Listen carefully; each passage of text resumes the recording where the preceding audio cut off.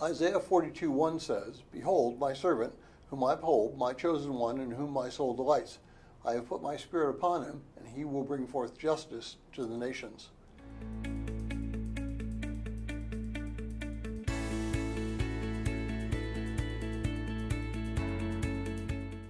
So if you're joining us in reading through this 90-day reading plan, today's reading is Isaiah 42, and I encourage you to read that passage.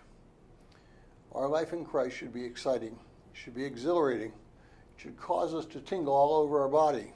We should hardly be able to control ourselves.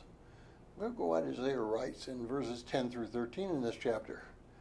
"Sing to the Lord a new song. Sing his praises from the end of the earth.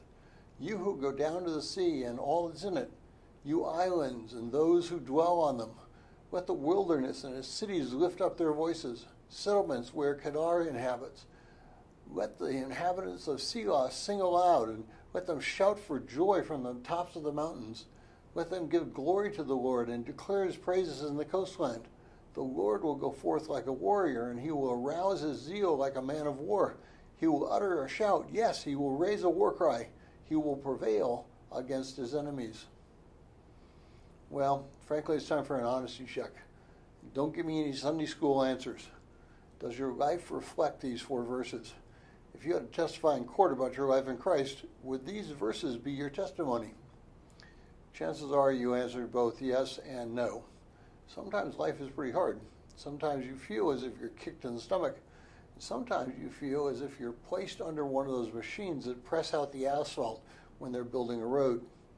Sometimes life is not fun. And then there are those times in which you can hardly contain yourself. But the hard times don't need to be devastating times.